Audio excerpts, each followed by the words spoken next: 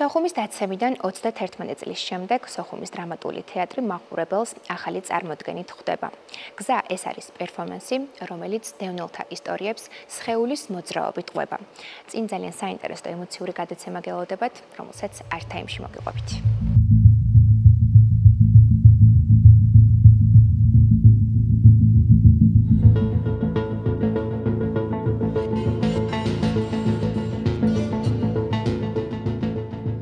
მივხვდით რომ საჭირო იყო ნამდვილად არა მხოლოდ ქართველი მაყურებლისთვის და თეატრალური მაყურებლისთვის ზოგადად ჩვენ ამ თემაზე გვესაუბრა, იმიტომ რომ ძალიან მძიმე ისტორიები მოვისმინეთ.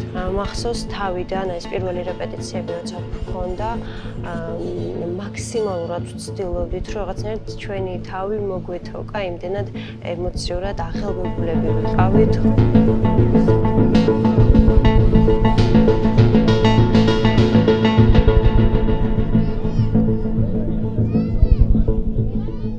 ვიწყებთ ხმის სპეციფიური ხმის გამოშვებას და ეს არის ერთგვარი რაღაცნაირად სულის ამოძახილი იმ ყველაფრის შემდეგ, რასაც ეს ადამიანები გადიოდნენ და გადიან დღემდე.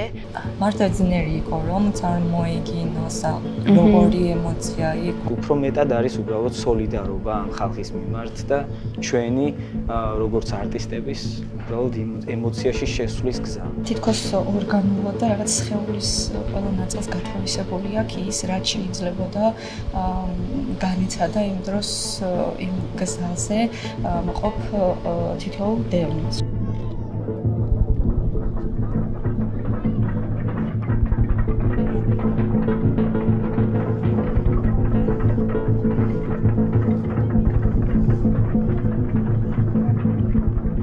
ჩვენი გადაცემის სტუმარია რეჟისორი და ქორეოგრაფი კოტელი პარტელიანი. მოგესალმებით. მოგესალმებით. მადლობა მიტა გადაგიხადეთ რომ იღებთ ჩემს გადაცემაში მონაწილეობას. გაგვთ სამზადის და ვიცი ძალიან ბევრი თავისუფალი დრო არ გაქვთ, მოკლედ სასიამოვნოა ჩემთან თქვენი შეხვედრა.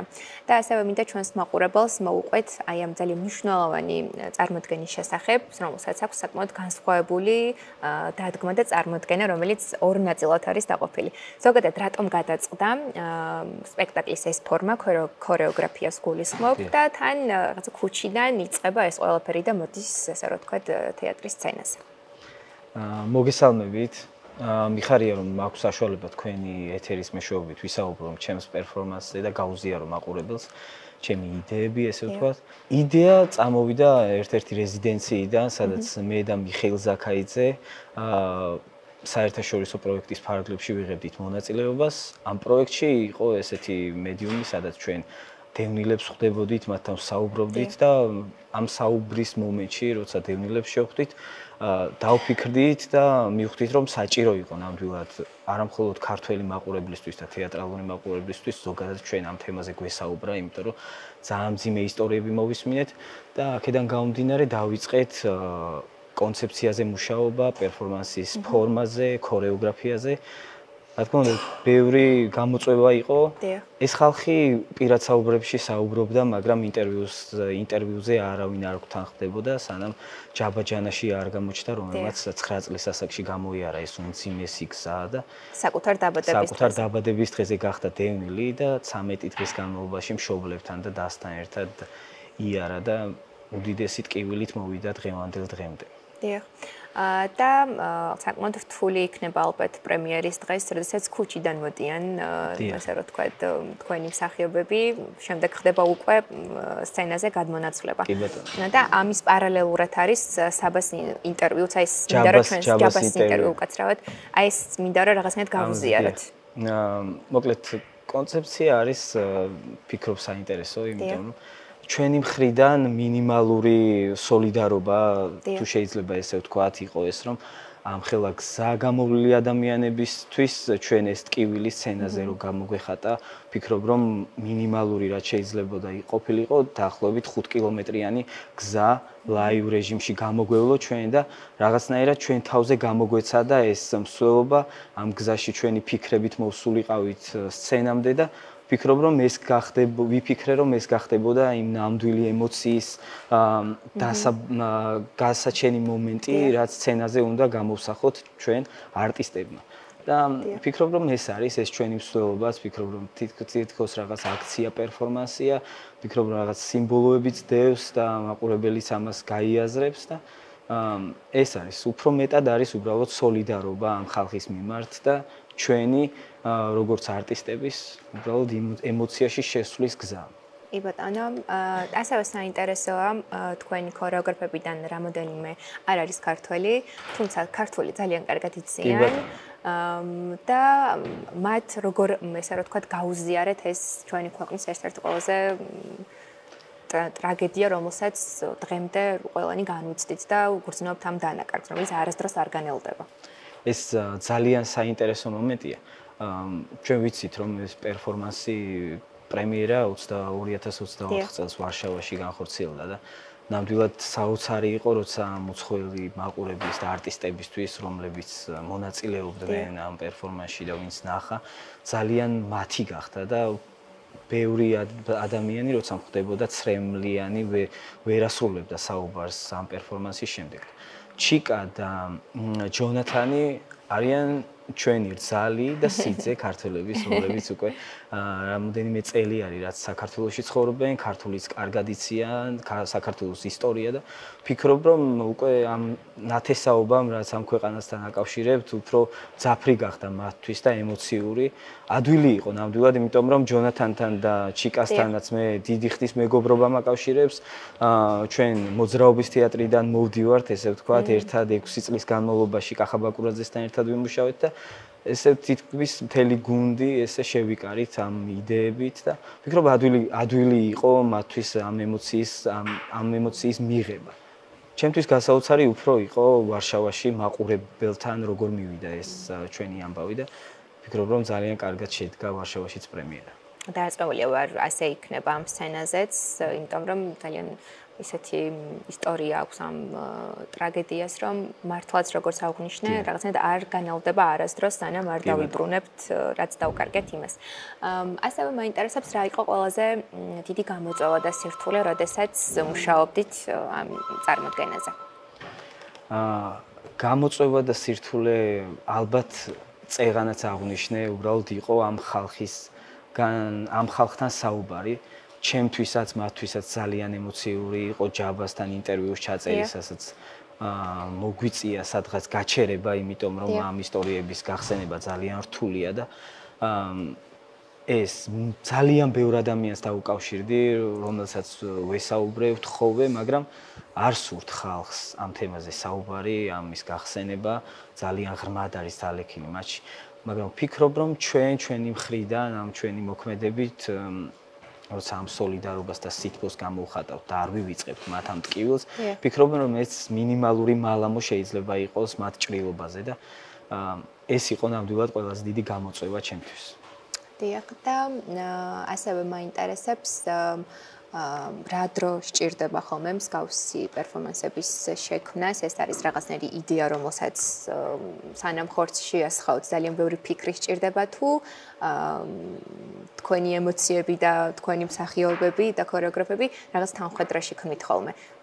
ვფიქრობ, ზოგადად პერფორმანსს გააჩნია არ ვიცი, ეს ზუსტ ფორმულას მე ვერ დაგისახელებთ. ეს პერფორმანსი ნამდვილად რაღაც მოკლე დროში ჩამოყალიბდა, დღემდე ვითარდება, თითქმის უკვე წელიწადზე მეტი არის ეს პერფორმანსი. ესე გონებაში და ზოგჯერ სცენაზეც რეპეტიციების სახით მუშაობს, მაგრამ დაახლოებით 1 თვის განმავლობაში მომიწია მე იმ რეზიდენციაში ყოფნა, სადაც ამ პერფორმანსმა თავისი სახე მიიღო, პრემიერა ვითამაშეთ, აღნიშნე, იქ სხვა არტისტები იყვნენ, უცხოელი არტისტები იყვნენ და დღეს აქ უკვე კიდევ ჩემი ქართველი მეგობრების ჩართვა დამჭირდა, ამ ქართველი მოცეკვავების, რომლებიც საოცრად ასრულებენ თავის დავალებას, რომელიც უნდა გააკეთონ სცენაზე. კი ბატონო, ძალიან დიდი მადლობა მინდა გადაგიხადოთ. ძალიან საინტერესო იყო თქვენთან საუბარი. მე უკვე ვიხილე კადრები ჩვენს მოყვარებელსაც, რა თქმა უნდა, გავუზიარებ ამ ყველაფერს, თქვენთან ინტერვიუს პარალელურადაც. წარმატებები მინდა გისურვოთ, როგორც თქვენ, ასევე სოხუმის დრამატულ თეატრს. დიდი მადლობა კიდევ ერთხელ. დიდი მადლობა.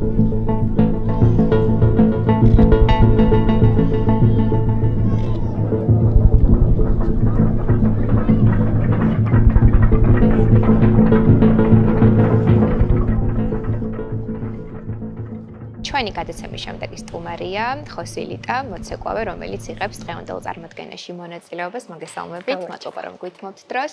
მაინტერესებს თქვენი ემოციები, რომელიც დაგეუფლათ ამ წარმოდგენის შესრულების დროს.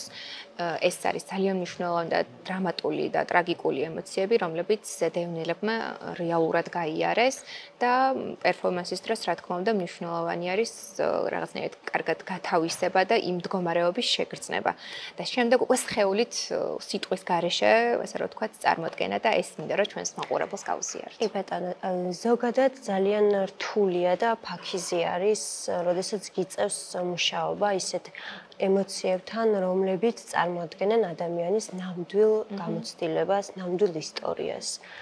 ეს შეგრძნებები, ეს ისტორიები ყველა ადამიანმა, ვინც იყო აი ამ ტრაგედიის მომსწრე, თავად გამოსცადეს. შემდეგ იპოვეს თავის თავში ის ძალა, რომ ეს გაეზიარებინათ საზოგადოებისთვის და ჩვენამდე მოეტანათ. ეს არის ძალიან რთული პროცესი, ძალიან გრძელი პროცესი და რაღაც ფსიქოლოგიურად სხვადასხვა შრეებზე გადის. ჩვენი სამუშაო პროცესი იყო საკმაოდ რთული, საკმაოდ ემოციურად დატვირთული. მახსოვს თავიდან ეს პირველი რეპეტიციები როცა გქონდა, მაქსიმალურად ვცდილობდით, რომ რაღაცნაირად ჩვენი თავი მოგვეთოვკა, იმდენად ემოციურად აღელვებულები ვიყავით ყოველი მცდელობის შემდეგ. საშინლად რთული არის, რომ შენ თავზე წარმოიდგინო, ამის წარმოდგენაც კი რაღაც ძალიან ისეთია, რომ აი არავის არ უსურვებ, არც გინდა რომ განიცადო, მაგრამ რადგან გაქვს ეს მოცემულობა, რომ ეს ყველაფერი შეიგრძნო, გიწევს რომ შენი თავი ჩააყენო ამ მდგომარეობაში. ძალიან რთული იყო, ძალიან დიდი დრო დაგჭირდა იმისთვის, რომ რაღაც მდგომარეობამდე მივსულიყავით, რომ ეს არ ყოფილიყო ან თეატრი, ან თამაში და ამ შეგრძნებების უბრალოდ მაყურებელთან გადმოტანა, ჩვენ გვინდოდა რომ უბრალოდ ჩვენი სხეული გამოგვეყენებინა და ჩვენი სხეულით გადმოგვეცა ის მდგომარეობა, ის ემოციური ცუდად ყოფნა, დაძაბულობა, ტკივილი, სევდა და მე აი ამით ცხოვრების სიძლიერე და აი ამ ცხოვრებაში ყოფნის მდგომარეობები. დიახ, მესმის ძალიან კარგად თქვენი და მაინტერესებს მუშაობის დროს რამდენად გქონდათ საშუალება, არ ვიცი რეჟისორმა მოგცა თუ რა თავისუფლება, რომ თქვენი რაღაცნაირი ვერსიაც, რაც თქვენთან უფრო ბუნებრივი იყო, ეს შეგესრულებინათ და ყოფილიყო წარმოდგენის ნაწილი.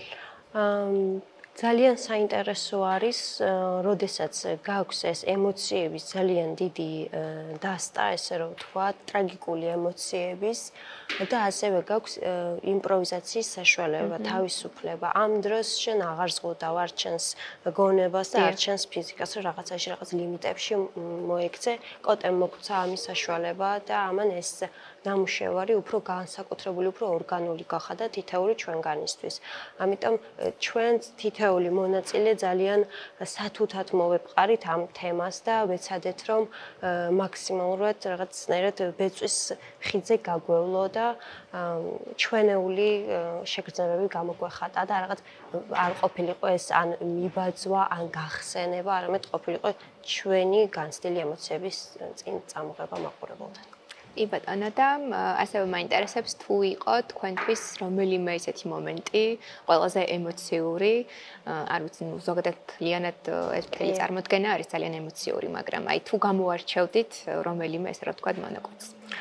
პერფორმანსში არის მონაკვეთი, როდესაც ჩვენ რეალურად ვასრულებთ მოძრაობას და სცენის შუაგულში ვიკრიბებით მონაწილეები და ამ დროს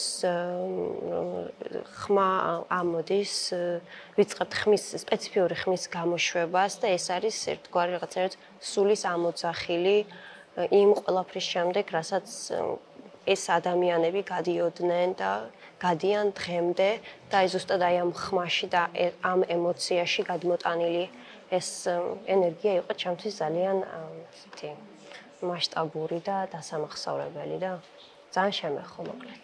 ჩვენს რო ვუყურებდით, ჩვენსაც ძალიან ემოციური იყო და დიდი მადლობა მინდა გადაგიხადოთ ამ ძალიან საინტერესო და ემოციური წარმოდგენისათვის. ასევე მადლობა რომ ძალიან გულწრფელად და ემოციურად გვესაუბრეთ, ასევე როგორც ცეკვდით, საუბრითაც და ესეთივე იყო. დიდი მადლობა და წარმატებებს გისურვებთ, რა თქმა უნდა, პრემიერის. დიდი მადლობა.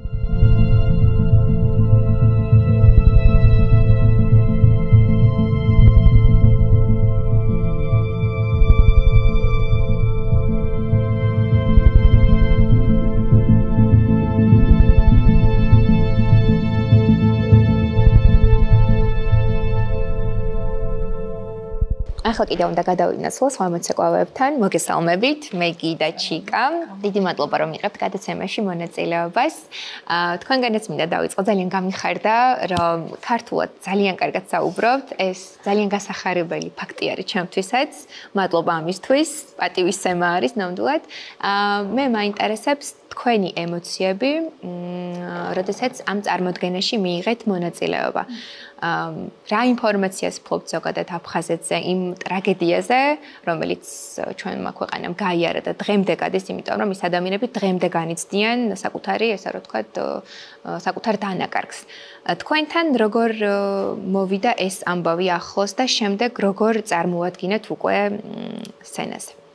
მე ვარ იაპონელი და 7 წელს წინ აქ საქართველოში მოვედი და ეს აფხაზეთის ამბავი ჩემი მეუღლის მეგობარიდან ცოტა შორიდან ვიცოდი ასეთი ტრაგედია რომ მოხდა და დეტალებზე საერთოდ არ ვიცოდი, მაგრამ ეს პროექტი რეჟისორმა კოტელი პარტიანი რეჟისორი დამისახე რომ ერთად იმუშავა ეს პროექტში და აქედან ვიცქებდი ეს როგორ აფხაზეთის ეს ამბავის ვიდეოები ვნახეთ და თან ხალხმა გაიარა. კი რაც გაიარა ეს ხალხმა კი ბატონო. ძალიან მეტი დუხეს, ძალიან სიცივეში, დიდი თოვლში და ამდენი გზა აფხაზეთიდან თბილისამდე იარობდი და მე პირადად ასეთი ამბავიზე ფიზიკად არ ვიყავი და საერთოდ ძნელი, მართლა ძნელი იყო რომ წარმოიგინოს როგორი ემოცია იყო, მაგრამ აი მსახიობიდან, ან რეჟისორიდან ერთად ბევრი საუბრობდი და ნერნერაო მგონი ასეთი ემოციაში იყო. მადლობა მინდა გადაგიხადოთ იმისთვის, რაც უკვე გითხარით, რომ ისწავლეთ ქართული ენა და მადლობა იმისთვის, რომ აი ეს ტრაგედია, რომელიც ჩვენს ქვეყანას აქვს, თქვენ ესე რაღაცნაირად მიიღეთ, გაითავისეთ და თქვენს გეტკინათ, იმიტომ რომ მე ვუყურებდი თქვენს შესრულებას ქორეოგრაფიულს, ნამდვილად იგრძნობოდა ეს თქვენი ემოციები და დიდი მადლობა კიდევ ერთხელ ამისთვის. ასევე მეგი შენთანაც მინდა გადმოვიდე კითხვით. ძალიან მნიშვნელოვანი და ალბათ ძალიან დიდი სირთულეც არის მოყვე ამბავი არა სიტყვით, არამედ სხეულის მოძრაობით და ეს რაღაცნაირად ძალიან გადამდები უნდა იყოს მაყურებლისთვის ემოციურად. თქვენ პირველ რიგში აი თუნდაც მუშაობის დროს რა არის ის ყველაზე მთავარი ემოცია? შეიძლება იყოს კონკრეტულად ერთი ასე რომ ვთქვათ, ფრაგმენტი ან კონკრეტულად ისტორიის რომელიმე ნაწილი, არ ვიცი როგორ ხდება, მაგრამ მინდა რომ გამიზიაროთ თქვენი ემოციები, როდესაც ასრულებთ ამ წარმოდგენას. პირველ რიგში ვიტყვი იმას, რომ ბედნიერი ვარ და ვთვლი რომ იღბლიანი ვარ, რომ ამ პროექტში ვღებულობ მონაწილეობას და მადლობა ამისთვის კოტეს.